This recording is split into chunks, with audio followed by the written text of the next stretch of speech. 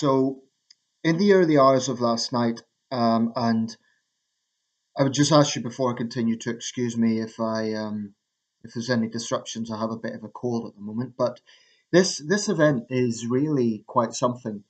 So, in the early hours of last night, I um, I was browsing the channels and I came across a remarkable scene of Kim Jong-un and President Moon of South Korea hand in hand at this inter-Korean summit.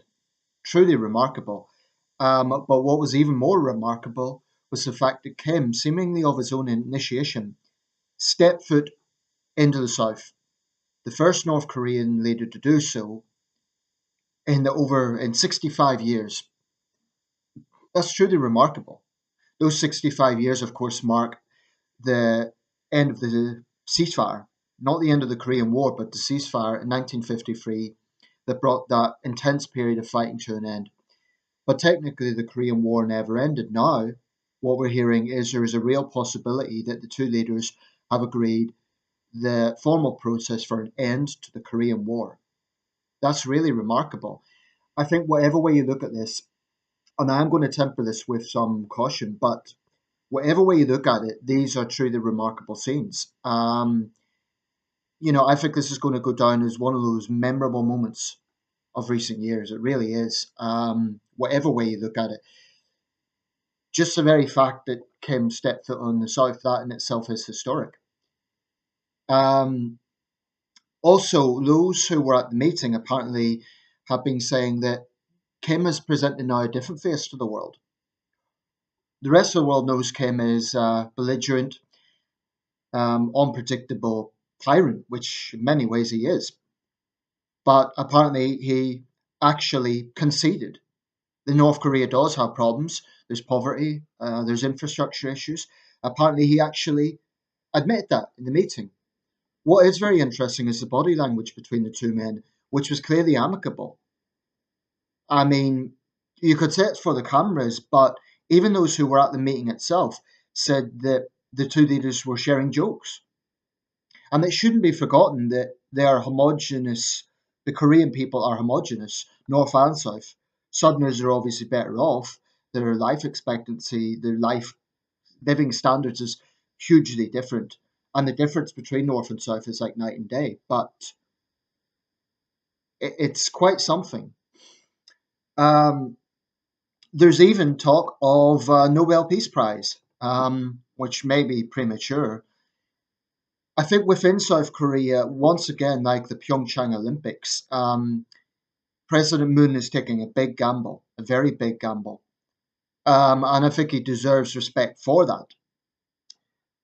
There will probably be comparisons to Kim Dae-jung, who is a widely respected leader, was a widely respected leader, but perhaps in retrospect, that rainbow policy didn't necessarily stop the North doing what it has been doing.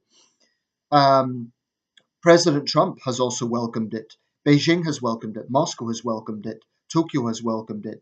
Here, Boris Johnson has welcomed it. So clearly, there is an optimism around the world for the summit. And that's a very good thing in a world where there's so often negative news. It's also remarkable given that just a few months ago, understandably, there was real fears that this would spiral out of control because the ante was upped, because the rhetoric was unparalleled, particularly from Washington. The world's used to the North Korean leader acting in that bombastic sort of manner, but this is the first time an American president has kind of fought fire with fire in that sense.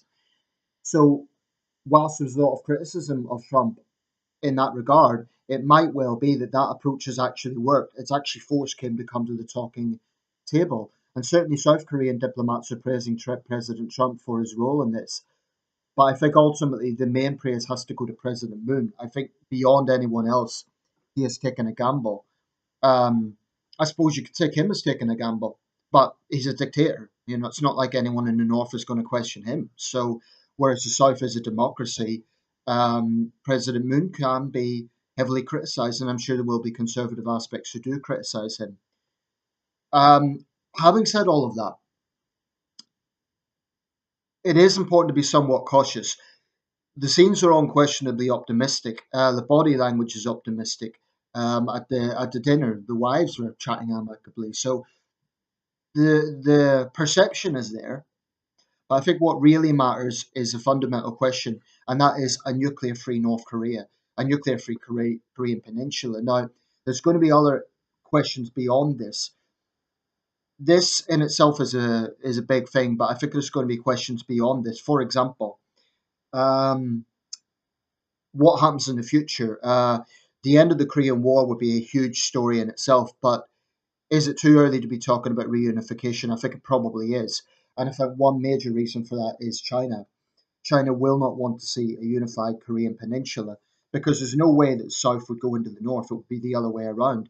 The North would be integrated into the South. Then there's going to be inevitable questions: who's the leader? You know, in the way that Helmut Kohl was the leader of reunified Germany, who would be the leader of reunified Korea? Um, I think the situation's a lot more complex because the two Koreas have been divided longer than the two Germanys were, and the polarization is even deeper. The contrast is massive. Um, North Koreans will presumably have to be integrated over a long period of time. It would be a very complicated process. And like I say, China would be very, very wary of that because they would then see that as a democratic Korean peninsula led or influenced by a pro American South. They're going to be very wary of that. So I don't see reunification anytime soon.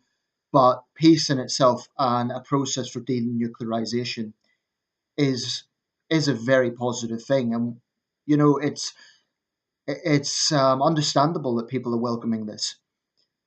So let's see what transpires. Let's hope that this really pans out. I'm sure there's many more things I can say, but I'll leave it there for now. Let me know your thoughts.